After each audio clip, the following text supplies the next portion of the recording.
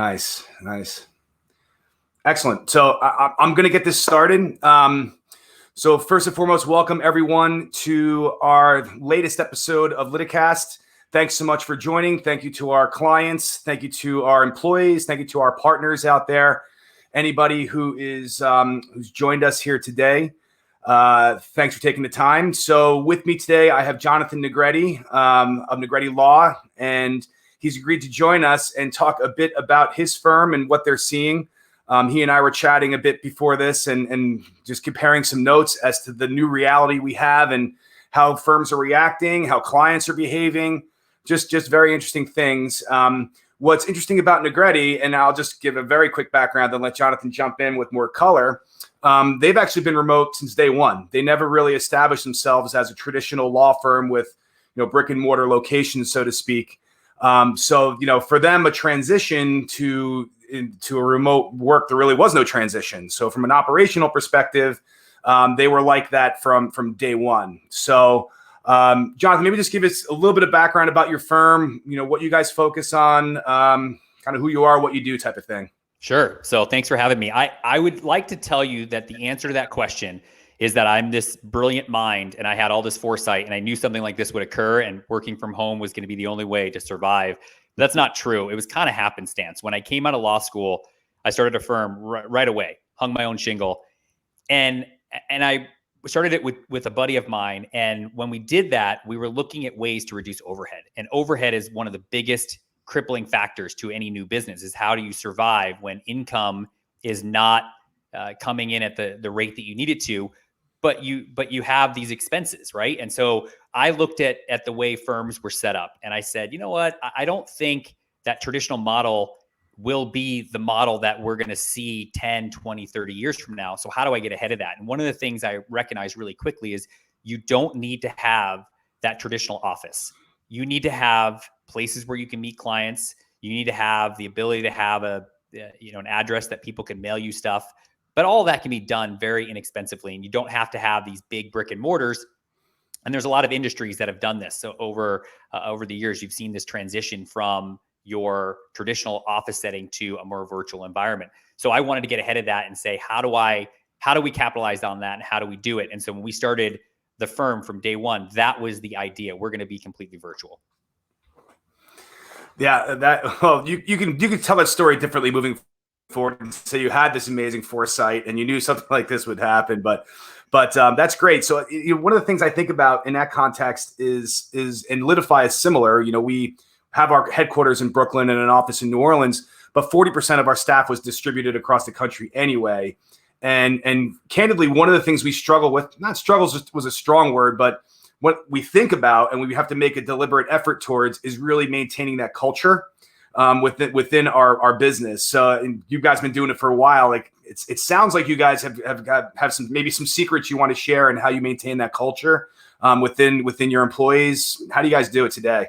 Yeah, the secret sauce for us is the number of employees that we have and the culture that has occurred organically through our growth. And I thought a lot about this particular issue because I get asked this question a lot. How do you guys do it virtually? How does it work? How do you manage the employees? How do you maintain productivity levels? And I realized that if you're a firm that is already working, and let's say you have 30, 40, 50 employees, going to a virtual model, that transition could be very, very difficult. But we started that way. And everyone who's joined us has had to acclimate to our environment. And it's not for everyone. We've been fortunate to have very, very low turnover, but the people that have joined us came from more traditional settings. And when they came to our firm, they had to get comfortable with working from home and working in a virtual environment where there are a lot of obstacles, a lot of challenges, a lot of self-motivation. So I think the secret sauce to what we do is really finding the right people. And that's why it's easier for me to sit here and say, oh yeah, you just start it, you just do a virtual firm and no one is going to have any challenges with that. That's not true. If you were to start with a firm that's already in existence and take it completely virtual, there would be a lot of headaches, a lot of hiccups, and a lot of adversity that you're going to have to deal with. We have not had to deal with those same sorts of things because that's just how we were day one. So when people apply to work with us, come to our firm, we talk a lot about this idea of working from home, being a self-starter. allowing yourself to work beyond the traditional hours of 8 to 5. And I think you're seeing that across the board, not just in our industry, but in a lot of industries where work now goes where the employee is. Work goes when the employee wants to work. We have people that work late night because they're more productive late night. We have people that work early morning because they're on the East Coast. We have an attorney in Maryland and she works early in the morning. So I get up at 5 usually to get my training in, and I'll already see emails and she's already working. That works for her. And that's not a problem for us because we're not expected to be open for just a certain number of hours. Yeah. That dynamic we're seeing, we've all seen the things on TV or YouTube or whatever with the little kid walking into the room as you're trying to handle a meeting. There was the newscaster, I guess, in the UK, the BBC guy that it happened to. And we all chuckle about it now because it's real life. And we even at LitiFi, we were talking about this the other day where, it's okay. We're human beings. This is the new reality. There's going to be, you'll probably hear something crash in the background in my place here at some point where my kids are going to knock something over or whatever. So I think both the sort of disruptions, quote unquote, that we would see, and as well as the flexibility around hours and things like that. We've had the same exact discussions. We're a technology company. We've had the same exact discussions where, like, frankly, for me as a leader here at LitiFi, I don't care when you get it done. If we have a scheduled call, for sure, we need to talk about something. But, we have folks that are, like you said, productive at night, early in the morning, whatever. I think that's going to be something that maintains, which is a good segue to another question that we had, which actually, let me pause for a moment. If anybody out there has questions, comments, anything, you want to just post them. Right now we're live on Facebook, on YouTube, on our own LitiCast hub, on LinkedIn Live. Just post the questions. Let us know what you're thinking. This is pretty free form. We have some questions that, I plan to ask Jonathan and reverse, but, ask away. This is not a forum that's so strict. We want to, be interesting and kind of deal with what everybody is thinking about right now. But back to that point, what does the new reality look like? And Jonathan, I'll ask you that question for law firms, number one, for the government entities and courts and such that we work with, number two. And I know you don't have a crystal ball, but what do you think are some of the long-lasting, impactful things that are going to occur as a result of COVID-19? So I think there's a lot of really good positives that come from this. And I've really given this a lot of thought over the last month or so, because it's very easy to get caught up in the negatives. It's very easy to talk about all the tragedy and all the disruption that this has caused and the economic disaster that's occurred. But there are a lot of really, really good things. There are a lot of silver linings that have come from this. And I hope some of these things are incorporated. And one of those is giving people a little bit more flexibility and freedom to work where they want, when they want, but also the expectation from the client has changed, from the customer. Meaning, I don't think that a dog barking in the background or a kid walking in or something happening is looked at negatively like the way I think that people perceived it to be. I think people thought if they work from home, they're not really working. They work from home, there's no real work happening. And that's not true. And I think people are understanding that now. I had a virtual call with my doctor yesterday, and we did it literally within 5 minutes. And in my head, I was thinking, I don't ever want to go to a doctor's office again. She jumped on a screen just like you and I are talking right now. She saw me, I saw her. We chatted about, the issue I was having. She solved it. She called in a script, and that was done within 5 minutes. And I was thinking, why aren't we doing more of this? That's in the medical field, and you're seeing it across the board. And I think people are now realizing that you don't need to waste resources on things that maybe are a little bit showy, maybe are a little bit unnecessary. But in order to do this productively, you do need some foundational principles. And it's not just things like having the right people. You need the right platform. And it's how I got hooked up with you guys in the first place. So LitiFi, the story of how I ended up in LitiFi comes from a conference that I was at in San Francisco when I ran into John Morgan of Morgan & Morgan. And we talked about software platforms. And at the time I was shopping because the platform I had was a hodgepodge of different Google Docs. And we had a CRM that we kind of were using sort of.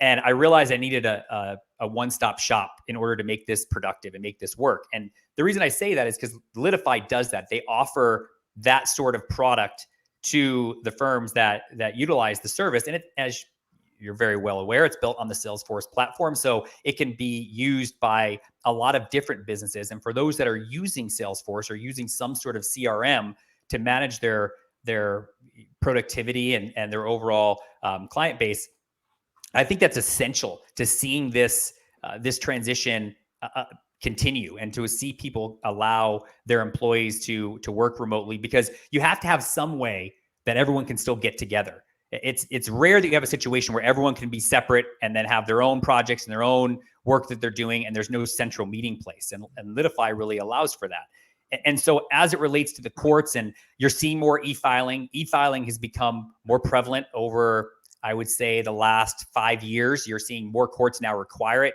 California is a state where almost every court is now e-file. You can't even file in paper form. We do everything electronic at our firm. So if you send us documents, if a client sends us documents, they get scanned in, the originals get shredded.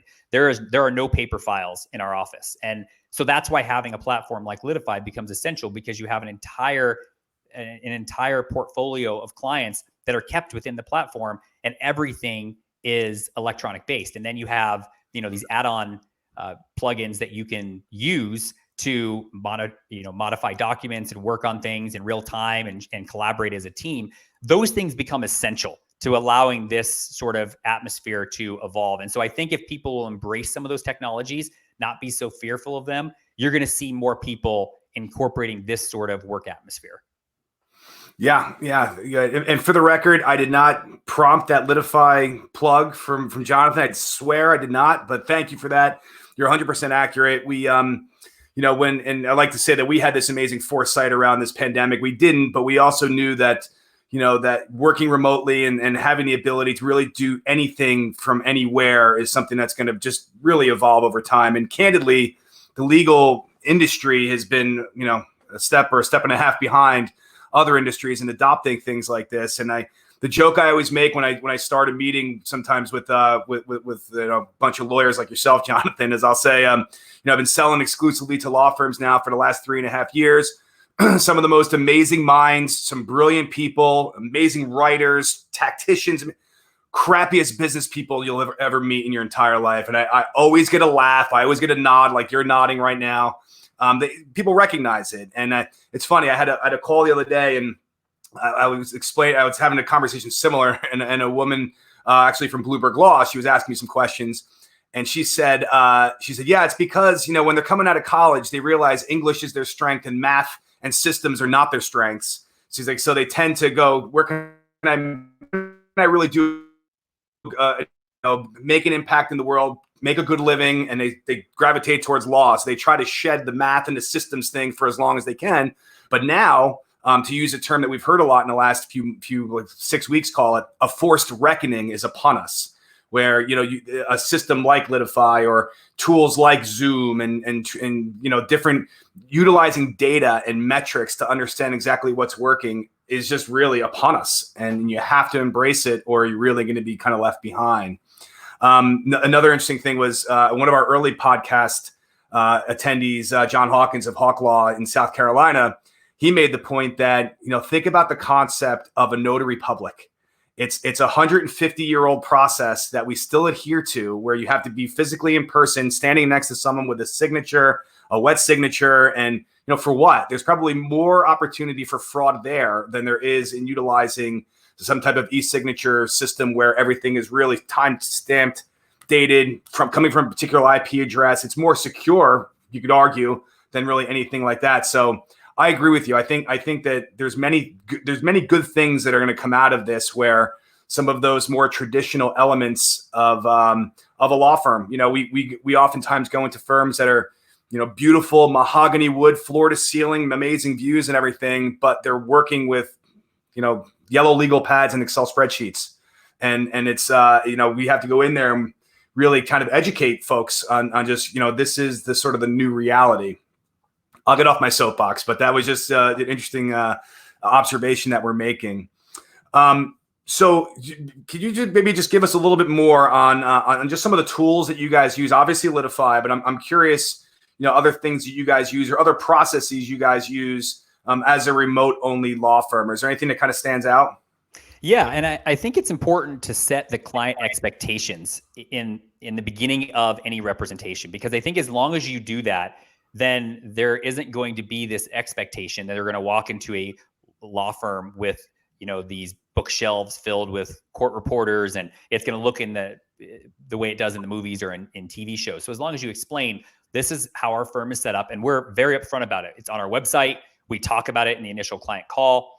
In fact, in the initial client call, it is just that. It's a client call. It's not a client meeting. We have the ability to meet with clients in all three of our states where we operate. We have an office in Phoenix, one in San Diego, and one in Denver. We can meet with people in all three of those locations, but we typically will start with a phone call. That will be the initial consult. We can do this. We can have a web call through like GoToMeeting or Zoom. And so we can share documents and show them things. Once we do that, if the client is looking to retain us, we'll send them a link through DocuSign and they'll sign electronically, because I agree with what you just said, Terry, in the sense that a wet signature is not even verifiable in the way that a DocuSign link could be. And you have the verification that you can keep if there was ever an issue that comes up. Knock on wood, we've never had an issue. People are totally comfortable signing that way. And we have these forms that are quickly sent to them. They can fill them out. They're all fillable. They can give us all the information we need. Those forms, as you know, through the LitiFi platform, immediately get sent back to the matter that has already been set up as an intake through LitiFi. And we open a file and off we go. And so it allows us to spend the money that we would normally spend on meeting with people in a big office on the representation and connecting with the clients in a way that they otherwise wouldn't get connected to their attorney. One of the biggest things, and I'm sure anyone listening that's an attorney knows this, and I'm sure you from working with a lot of attorneys know this, the biggest, I think, complaint that you hear as an attorney is, I never talk to my attorney. I never get to communicate with my attorney. Well, not only do you get to talk to us at Negretti Associates, we text. And again, there's a plugin on LitiFi for that. We text so you can keep track of the conversation right through the LitiFi platform. But we text with our clients. We email constantly.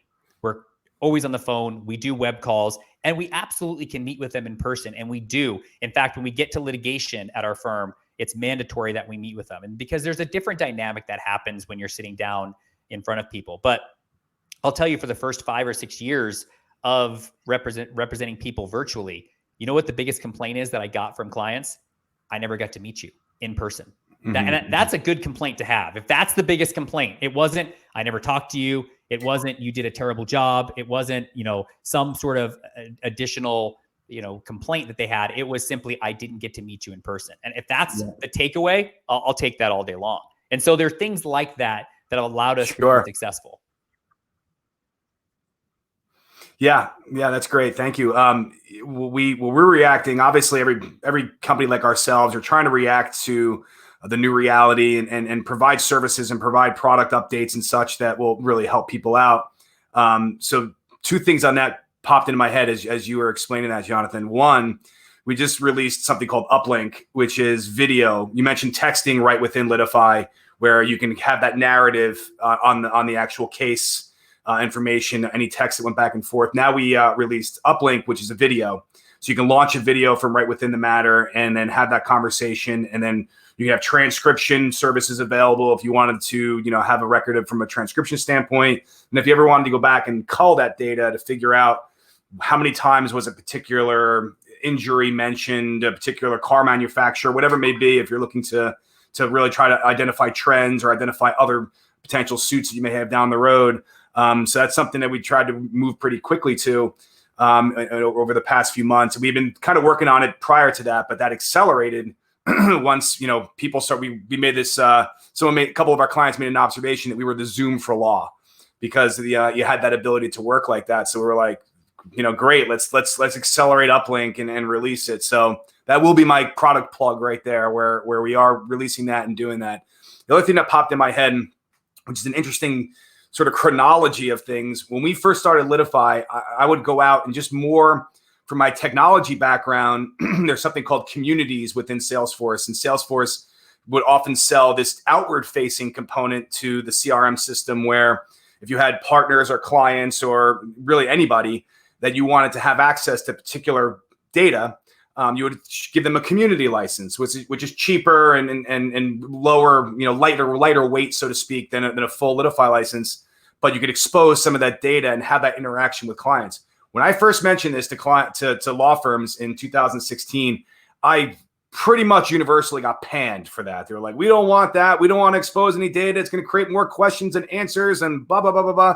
It comes up in almost every single meeting now where they're proactively asking us, is there a portal or is there some type of community that you can expose with this data? And so it's just interesting to see in, less than 3 years, the mind shift has occurred where it's like, and I think a lot of it has to do with demographics. Like I know, for example, my kids don't know how to talk on the phone, but you ask them to text somebody or find some data out or do some research online, they do it 10 times faster than I can. So that idea of, being able to get an update on your case or be able to share a document or understand maybe if something's been filed or whatever it may be, just pulling out your phone and understanding that update was there. Our clients are finding that way, it's not necessarily just sort of deflection. So you're saving time with your people. It's a nice way to stay connected in that context. And, you're doing texting and such today. There's even that plus more. So you can see more in that way. So we've definitely seen this evolution occur over the past few years. Well, it's true. And it's funny, you talk about real time. So my firm manager is watching this LitiCast and she's a Litify junkie. She's our specialist. She knows loves more about Litify, knows more about Litify. In fact, she just texted me and said, we need to get Uplink. Like, why don't we have that as part of our... It's not released. Don't get excited. You're not that far behind. Right. But the idea is we love embracing new technologies. We love using these different ways of streamlining our processes and making them easier for not only the people internal at the firm, but external with our clients. So that they are forward facing and that our clients see these things and say, wow, this is so much easier. You can send me documents. We can review them in real time on a screen together. We can both look at those, make modifications, and then boom, off they go. I'll tell you a funny story. When we first started, a lot of the rules of procedure in our markets, so in Arizona, California, and Colorado, have not yet caught up with some of the technologies that are now available. An example of that is when we first started, I would send the minute that a complaint would be filed and an answer would show up from opposing counsel, we had what we called an electronic litigation letter. And it was a form letter that basically said, this is how our firm works. And we had to educate them on transferring files electronically because the rules still require paper files unless parties agree on that. Terry, we've abandoned that years ago. I mean, now everyone's so comfortable emailing documents back and forth that we still do get paper files. We try to encourage all insurance companies, all opposing attorneys to send us everything electronically because we tell them, look, we're just going to shred this. It's just going to get scanned in. Why don't you save the step, just PDF it and email it to us. We'll even acknowledge it if that's what you need. If there's some concern of, a receipt of service, we'll make sure that we acknowledge it and that you guys get what you need. But it saves a step. It also reduces the carbon footprint and it makes things that much more effective for everyone. Yeah. We've been joking that maybe this pandemic will be the end of fax machines and filing cabinets and things like that, because really doctors and lawyers are the only ones, or maybe dentists, still utilizing some of these things that really, in my view, should be in our rearview mirror at this point. So again, just to the audience out there, Jonathan Negretti and Terry Dorman here from Litify. If you have a question, please just post it. Happy to answer anything or comment. One follow-up I wanted to ask you, Jonathan, was we were mentioning a little bit about the government. We made the sort of the notary public element, but like, how do you see the court process maybe changing on the other side of this? I know already some of the higher backlogged in criminal cases and such are moving to more of a video format, and then we're releasing prisoners that maybe are in for lesser impact crimes, things like that. But again, I know you have no crystal ball, but I'm just curious your view on maybe how government entities and courts and such are really going to have to evolve now, because this, unfortunately, I think maybe not tomorrow, but there's going to be, and maybe it's not a pandemic, but there is going to be something else down the road that's going to force us to think differently. So I'm curious of your views in that context. I think it's already changing. I think we're already seeing an evolution there, in the sense that in our world, now we just do civil practice, so we're not in the criminal courts at all. But when we work, we're seeing a lot more judges call for status conferences and hearings telephonically. I think you're going to see an incorporation of video components to that, so everyone can see each other. I think it's a little bit further out than I'd like to see it. I think the technology is there now. Whether the courts will adopt it and whether there's money and resources to put into that is probably the bigger issue, because I think the firms can easily use this technology. But I think you're going to see things like this, where if you have an oral argument in court, you have the judge, you have both parties, you're able to have a communication. There's still a little lapse in, or disconnect maybe is a better way of describing it, between what's available in the market and what the courts will embrace as technology you can use. And an example is, we have an oral argument on a case coming up in early May, and the notice that came from the court specifically says, do not call from a cell phone. I laughed, partly because I think that's all we have at our house is cell phones. Right. I actually do have a landline that I can use, but it literally is never used for anything at all. So I kind of was thinking to myself, we're going on to 5G at this point. We're evolving to 5G, and the courts are worried that there's going to be some sort of disconnect. But I think that's just a little bit of hesitation on disruptions in the process that are going to go away. And over time, people are going to become more comfortable. Because even on this video chat, you and I have maybe paused or frozen, or the lapse in the feed has created a little bit of disconnect. No one's tuning out because of that. They're maybe tuning out because of my face, but they're not tuning out because of a lapse in technology. In fact, I've been watching the news every morning, and most reports are happening the way you and I are having this conversation. And there is a delay sometimes, and everyone just kind of deals with it. And they're like, okay, that's the new normal. That's what happens. And so I think people are becoming a little bit more tolerant of these sorts of things. And technology is not perfect, but I'm telling you, if you don't adopt and adapt, then you're going to die, because it's not going to allow your business to flourish and allow you to grow and become more cutting edge. And consumers are now expecting it. Our clients expect these sorts of things, and they want to see this in a courtroom. They don't want the old Perry Mason type of trial where everyone's just a talking head and there's no exhibits and there's no fun. You have to incorporate video. You have to incorporate audio. You have to incorporate a lot more technology than you ever did before, because the juries that are sitting on these, for these cases are expecting that now. They're expecting to see these sorts of things. And if you don't do that, then you're under delivering and you're creating a disconnect between what message you're trying to send to the jury and what they're actually receiving. Yeah. We, I've had a few clients that, came to LitiFi specifically because they said, you know what, they almost had this disconnect in their brain between what they're doing in their personal life and the abilities they have even via their phone in their personal life. And then they had this disconnect as to what's possible with their firm. And they would say, well, I'm doing my banking from my phone, and I'm communicating with my family. I'm communicating with, extended family. I'm on social media. Oh, my firm, I can't do that. And it's like, why? Why not? So that I agree. I think that the expectations are changing. People's, eyes are kind of opening to all of this stuff. Clearly it bodes well for a company like LitiFi. But I think it bodes well for a society in general, because why do you need to have an additional expense or additional processes that aren't necessarily, needed when you can leverage technology for things like this? So it's been very, very, very interesting. So, COVID's obviously a horrible thing. We never want to see this again. But the goodness is there. I wanted to ask you something a little bit off topic, Jonathan, but I noticed that, when I Googled your name and did some research on you, I got to say, you're kind of a lunatic. You did 7 marathons in 7 days on 7 continents. First off, for charity, which is absolutely amazing. But I'd love for you to share a little bit about, that. And I just insulted my client by calling him a lunatic. I'm well aware of that. And I apologize for that. But I say it from a place of a guy who's only done a half marathon and never, ever wanted to do a full marathon. And you did 7 in 7 days on 7 continents. So in and of itself, congratulations. That's amazing. But maybe tell us a little bit about that experience and maybe what you learned and maybe what you took that to your craft. And then I'd love to learn a little bit more about the charity that you did it for. Sure. So there's hope for you, Terry, because I had only run a half marathon before I set out to run 7 marathons in 7 days on all 7 continents. I had never run a full marathon before that. It was a big undertaking, but I think a lot about kind of the way I live my life. And I guess I look at life is here And I like to live kind of up here, and I'm always pushing the envelope to see where that ceiling is, because I think that we are so much more capable than we give ourselves credit for. And that applies to business, into our personal life, into, things that we enjoy doing.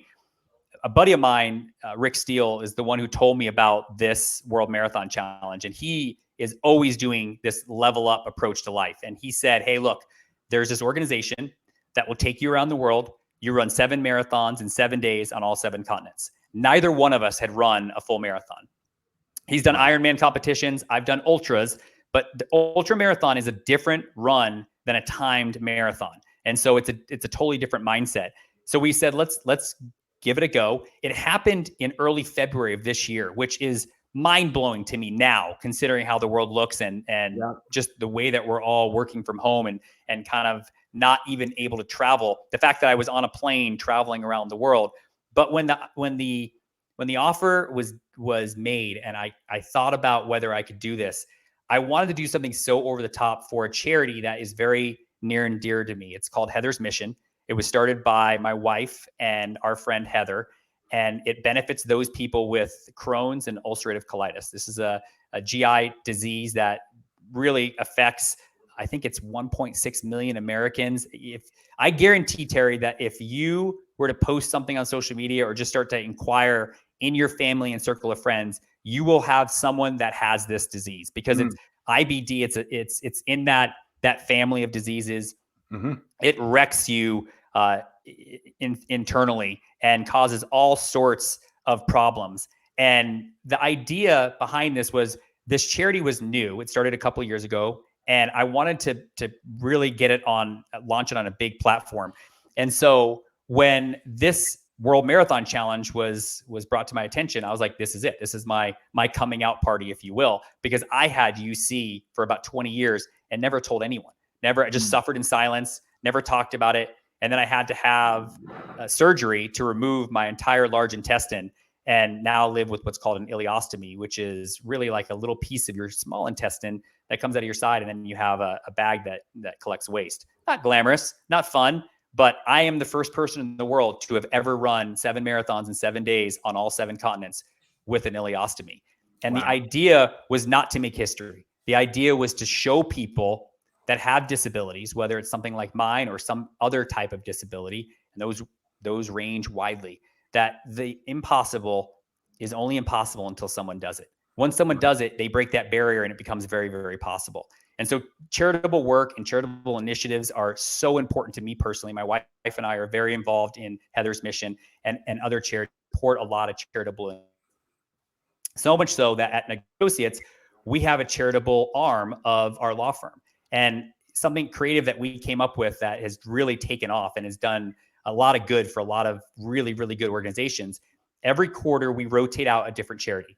And what we do with that charity is we ask clients, as part of their settlement, if they would like to donate a portion of their settlement, something that's nominal, maybe $25, $50, and then the firm matches it. So we take that amount out of our firm fee that we would have received from the representation, and we put that 100% of it goes into the charity. And so at the end of each quarter, we write a check to whatever charity. We've funded homeless shelters. We're currently supporting a charity that does online bullying. It's an online bullying initiative to really stop and curb online bullying. And so we rotate out these charities because they're meaningful to us and it matters to us. And we hope that it matters to the clients that we represent. And we hope that by donating some of the money that we make through the representation, we can do some good in this world. And so to kind of back up to the World Marathon Challenge, the experience itself was unbelievable. We touching down on all 7 continents, including Antarctica, which everyone asks. I think we all took geography or learned about geography, but everyone says Antarctica. I'm like, yeah, it's one of the 7. You have to go to Antarctica, which was just mind blowing. It was the most terrible conditions. It was like negative 30 degrees with a wind chill. And I think winds were gale force winds up to 50 miles an hour. And we're trying to run. At one point, I think I was leaning my entire body forward and the wind was just holding me up. That's how bad the wind was. To conditions in Brazil that were just obnoxious. They were, I think it was 90 plus degrees Fahrenheit. It was 100 humidity. The UV index was so high that you just kept drinking water and Gatorade and throughout the entire run, and you couldn't stay hydrated. It was unbelievable, the temperature swings that we saw in the 1 week period of time.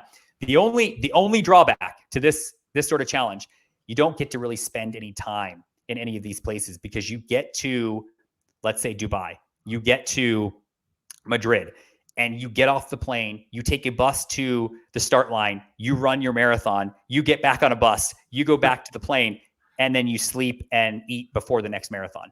Rinse and repeat. Exactly. Yeah. Yeah, that is truly incredible. And congratulations for that. And congratulations. I mean, thank you for sharing, the fact that your disability and that really is what drove you to it. That's really an incredible story. And that's, it's really inspirational, frankly. I have no excuse now because, I and particularly given those conditions. And by the way, the only reason I knew Antarctica where it was, or it was one of the 7 continents a couple of years ago, I think Metallica played there because it was the only continent that they had never played on before. And I saw some special about it, and they did it in a big tent, and it was, looked pretty amazing. But yeah, that's an incredible story. And that's something, and just going back a little bit to the idea of sharing the settlement dollars and dedicating that to a charity. That's really a tremendous idea. So I'm going to actually ask my team to get with your team to kind of propagate that out. We can use our social media channels and such. So Laura, John, if you guys are listening, just let's coordinate with them and just kind of share that story, because I think that's really neat. That's really inspirational. And litify.org is something we take very seriously as well. When we do our LitiQuest events and our various programs around the country, we always try to find a local charity to get everybody kind of rallied around, donate some money, but more importantly, just kind of raise awareness to what those charities are doing. And now more than ever, we're finding some of the folks that we've worked with are really kind of reaching out because they just, they don't have the ability to provide food for some of their the members of those communities. And so, yeah, I agree with you that it's not necessarily an elective. It's something that we should do. We're very fortunate, being where we are and what we do. So I thank you for that. I just want to close with one question, Jonathan. I know we kind of touched on the technology and the maybe a bit of the culture, but maybe what's kind of unexpected for you in terms of just working remote all these years? What have you found that really just kind of makes you go, wow, I didn't really anticipate that, either with your people or some of the reactions from clients? Or I'm just thinking, there's something that kind of hit you from the side that you hadn't really anticipated that you found over the last 8 years? Gosh, that's a great question. I've gotten so comfortable in this environment that it's really difficult to maybe go back to a more formal setting now. And we meet with clients all the time, and we go to court still, absent the current state of affairs, but we normally will go to court and we get suited up and off we go. I think it's more the amount of people that have come to work for our firm and watching them adapt to this environment. You would think, this is the one thing I think that's surprised me. You would think there'd be this massive drop off in productivity, that people would just be watching TV all day or doing their laundry or finding errands. That is not at all what happens. And I'll use my wife, who's not an attorney, I think, who's watching this podcast. Hi, honey. And she is a great case study, because from time to time she would work from home. She works in multifamily housing, and in marketing, and she'd work from home, and it would be like a day off. I mean, I'd be like, what are you doing? Like, you have to still do work. And so I took for granted how hard she works. And now that she's forced to work from home, she's in the other room, and I'll see her. She's on calls all day. She's constantly banging away at the computer. It's the opposite of lack of productivity. She probably works harder now, or at least I'm witnessing how hard she actually works because of the forced work from home order that has been put into place. And I think it's been amazing to watch the employees at our firm really adopt this mentality and really become strong at what they do. You have to be, as a leader, you can't be micromanaging people if you're going to expect to have a virtual environment. You have to trust the work. You have to have metrics in place. I hate to make this a Litify infomercial, Terry. I'm really not. Go right ahead, Jonathan. Why stop now, man? Go ahead. But I'm all in. But there are a lot of metrics, and there's reporting on top of reporting is what really drew me to Litify, because I am probably more of a businessman first, an attorney second. I have very good attorneys that work with our firm, and I went and hired very smart people to rally around because I'm better at the business side of it. But LitiFi has these reporting services that allow you to look at everything. You can look at activity levels on matters and who's touching and what they're doing and how they're doing it. All of that is tracked. So if you are someone who likes to micromanage it, what I tell you to do is do it from afar. Do it secretly through the reports. You can encourage people to be more proactive and more active through the platform if you need to. But if you're going to be constantly calling them or looking at a clock or wanting to know where they are at a certain point, this whole idea, this whole virtual environment will fail. It will fail because you have to have some trust in the people that you work with. And I'm fortunate. I'm supported by an incredible team. They're the reason that we do what we do. They're the reason that we are who we are. And I just am so thankful that I have those people to work with on a daily basis. And it would not be the same if it wasn't for the staff that we have at Negretti Associates. I could not agree with you more. I mean, it's just really, and we're blessed as well. And we eat our own dog food. We utilize Salesforce, not LitiFi in terms of a case management solution, but at LitiFi, we use Salesforce for tracking of our clients and traditional CRM components. And then we also collaborate there and use the same systems that we sell. So it makes my team, sales team rolls up to me, it makes our selling even a little bit easier, where you say, this is what we do. This is how we manage our team. And it's not punitive. It's more just this is our mission. This is our goal. These are some of the baseline metrics that we need to meet. Is everybody in? Let's link hands or link virtual hands now and go. And we keep each other honest in that capacity, myself included. There's things that I miss that, my team loves to show me that I've missed something and that I am committed to getting done. And I'm the first one to say, my bad, missed it. Then I'll create a proactive task and put it into my calendar. Things like that are all, I think we're relying on it more than ever.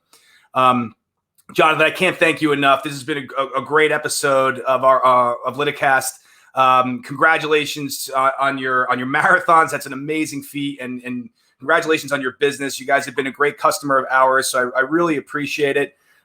Best to everyone there. Any parting thoughts? Here's what I would say. You got to have good people around you. You got to have good platforms to work with, good systems in place. And then you've just got to trust the process, and you got to let people do what they're very capable of doing and get comfortable being uncomfortable. It's okay. This is a very uncomfortable time for all of us. It's okay. Realize and I think as the weeks have passed, people have become more comfortable with how this new atmosphere looks. Be okay with that and give yourself a break every once in a while and maybe get out and run. Yeah, well, if I don't run today, then I'm really, I have no excuse whatsoever. Great. Thank you again, Jonathan. So everyone, please follow us on LinkedIn, on Facebook, on YouTube, whatever your favorite social media element is. Go to our website for more information. Check all that out. Jonathan, thank you again so much. Stay safe, be well, and best to everyone there. Cheers, everyone. Thanks, Terry.